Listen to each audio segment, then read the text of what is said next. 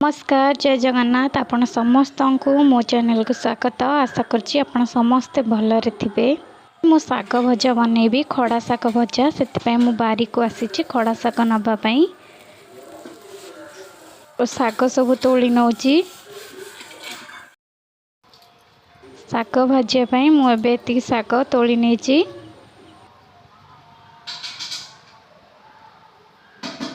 सागरु ता चेर को अलगा कर नौची भल भाव बाछिकी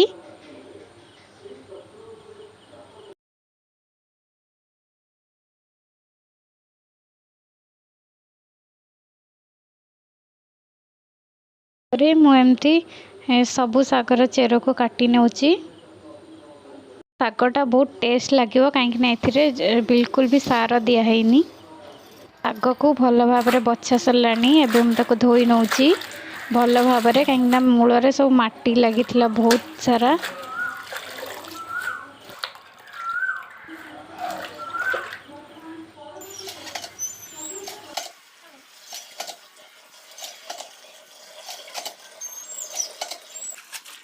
एबे साग आमर भल से धुआ हो गलानी ताको किछि समय रखिया परे एमती छाड़ी देइथिली तादेर पानी सब अलगा हो जाइथिला। एबे साग को मु काटी नौची।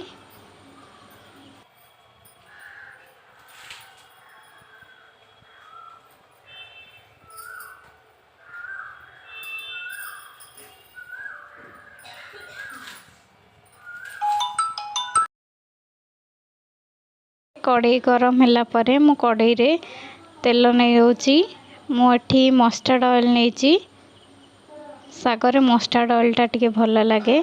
एबे मु दीटा लंका को छिंडे की पके नौची फुटण आ पियाज आकु सब पके भल भाव भाजी नबा।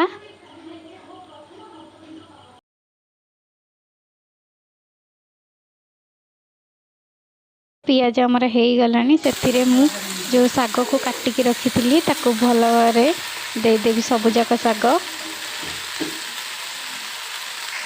साग पकईला एबे आम ए लुण देदेबा अल्प लुण पकेबे कहीं सागटा बहुत जना पड़े किंतु ये कमी कि बहुत कम हो अल्प लुण पकेबे लुण पकई भल भाव कोड़े नबा।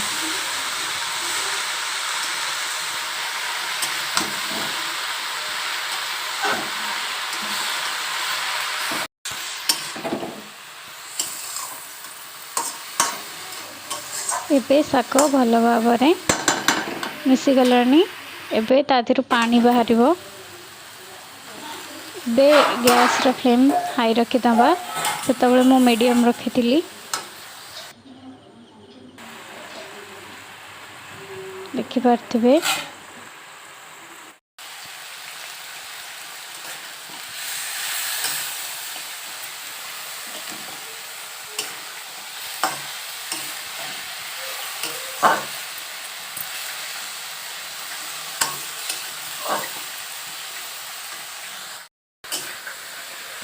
5-7 मिनिट पर्यंत एमती भाजिया पड़ो भाजला साग आमर हो गलानी।